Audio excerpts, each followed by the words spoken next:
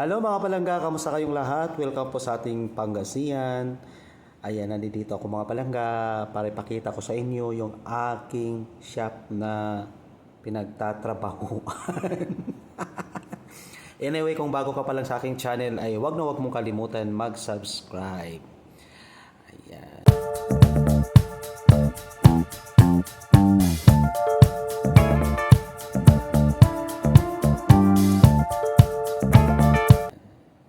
So, sa panahon ngayon mga palangga, grabe, ibang-iba na talaga ngayon ang nangyayari sa ating bansa. So, parang kailangan maging masaya na lang tayo kahit hindi masaya ang ating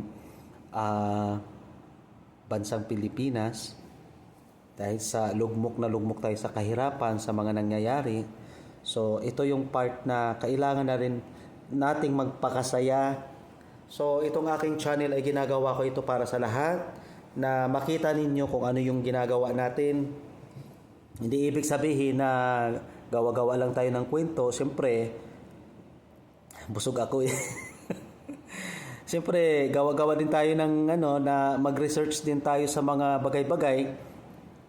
Hindi naman tayo maglalabas ng ating mga saloobin kung wala tayong nire-research. Wala tayong sinasaliksik na mga bagay-bagay, o di ba? Kailangan natin magsaliksik ng mga bagay upang sa ganun maliwanagan din ang ibang mga tao. So, hindi rin natin mapiplace ang ibang nating mga kababayan sa kanilang mga paniniwala. So, iba-iba yung paniniwala natin. So, hindi na natin ibig sabihin na, ganito lang, si ganito lang, si ganito lang. No, hindi pwedeng ganun mga palangga kasi magkaiba po ang mga pangyayari. Hindi natin na ikumpara sa mga nagdaang administrasyon ang mga nangyayari noon kaysa ngayon. 'Di ba? Iba't ibang administrasyon, iba't ibang mga kaganapan or karanasan or mga pangyayari ang ating nadadaanan.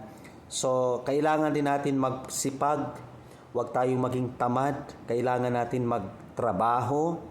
Kahit sabihin natin hirap na tayo, magtrabaho pa rin tayo upang sa ganon everyday mayroon tayong makakain. Ganon. So, yun yung ibig kong sabihin dito. Kailangan huwag tayong umasa sa gobyerno na mga tulong kagaya ng AKAP, AX, yung mga ganyan-ganyan. So, kailangan talaga yung part na yan, i-abolish na yan kasi nga, pagka mayroong ganyan, nagiging tamad ang ating mga kababayan dahil naghahantay na lang sila ng ayuda. So, 'di ba? So, 'yun lang yung masasabi ko mga palangga. Sana napanoodin niyo ito at panoorin ninyo ang aking ipapakita sa inyo. And good luck po sa lahat ng ating mga kababayan. Naway mag-pray tayo, lalo-lalo na diyan sa Maynila kasi nga sobrang tag-ulan na, baha na. So, nawala na yung mga pangakong napapako ng Bobong Marcos na magpahanggang ngayon ay bobong-bobong pa rin. Marcos na bobong Marcos na bangag. So, kailangan pa rin natin magpakatatag kahit ano ang mangyari sa ating bansa. Nandito pa rin tayo, pero marami ng mga kababayan natin na gustong-gusto na talagang pababain na si Bobong Marcos. Ang dami na mga palangga. Yun na yung sinasabi ko sa inyo na noon pa man, kailangan na talagang ang ating mga kababayan, magkaroon ng, sabihin na lang nating people power. So, ang people power kasi ay ayaw na yan ni Manang Amy Marcos, sa totoo lang, ayaw na yan. Hanggat maaari, kailangan na daw anuhin yung people power. Kung kagustuhan ng taong bayan na magkaroon ng people power, wala tayong magagawa. Kasi yan ang magpapabagsak or makapagtalsik sa kanyang kapatid, yung people power. Paano naman kung ang mga taga Mindanao, ang aking mga kababayan ay mag people power na at lulusobin na ang Palasyo, ang Mindiola, ang Manila, upang sa ganon magsama-sama ang mga baka Duterte. Kasi ngayon napaka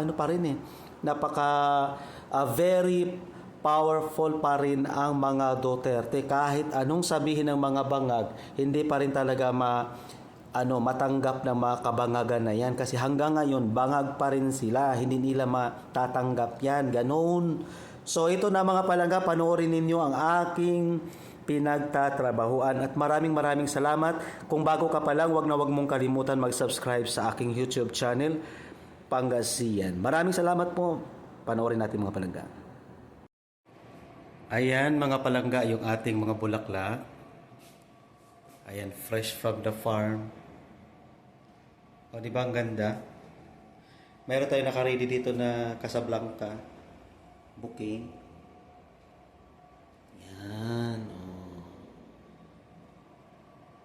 Ayan. Kita niyo ang ganda ng mga bulaklak. Sobra. Ay may mga roses. Ayan yung kulay.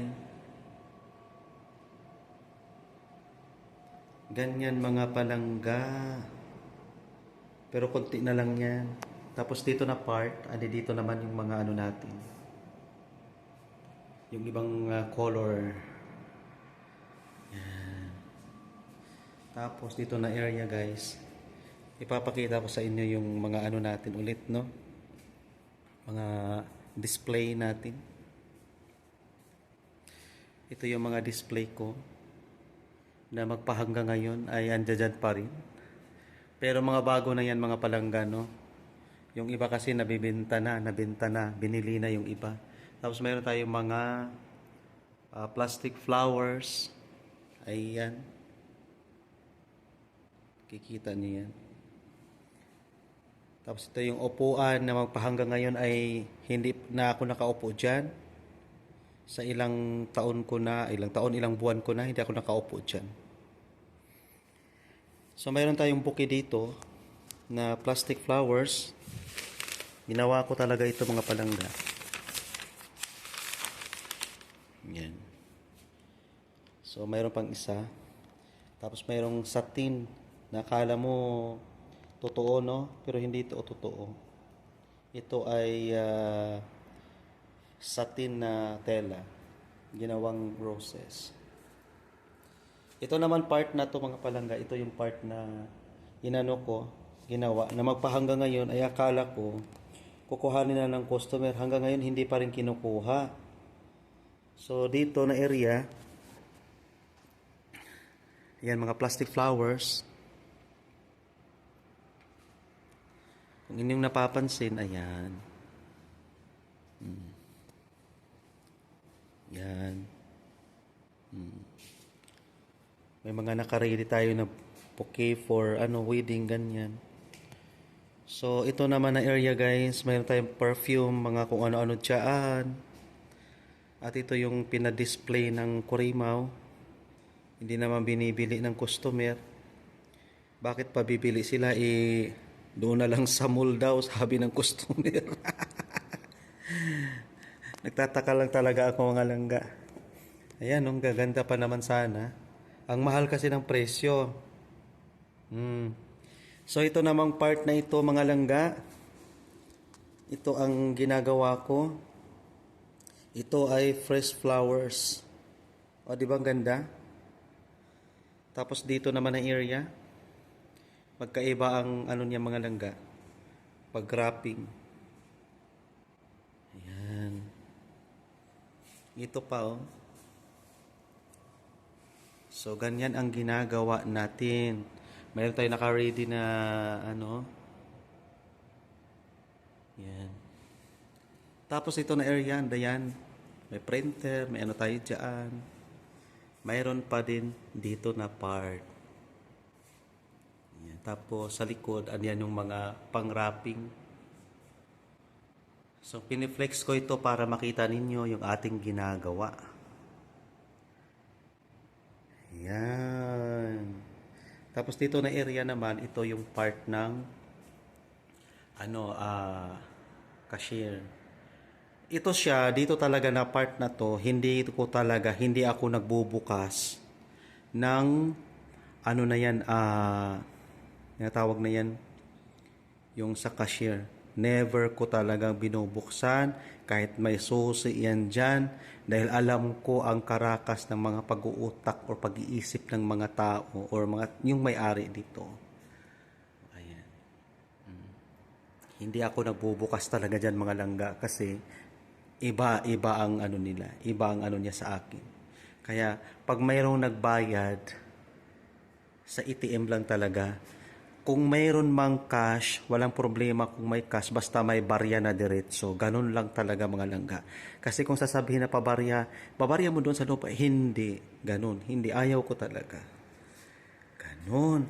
Tapos mga palanggay, papakita ko din sa inyo yung nasa harapan ng ating yung ginagawa ko. Ayan siya mga langga. Ayan yung ginagawa ko. Yan. Pinapakita ko sa inyo yan para makita nyo kung anong ginagawa ko. Kasi baka sabihin nyo, lagi lang vlog. Yan yung ginagawa ko mga langga. Okay. So, yun lamang po mga palangga. Maraming salamat sa panonood. Thank you.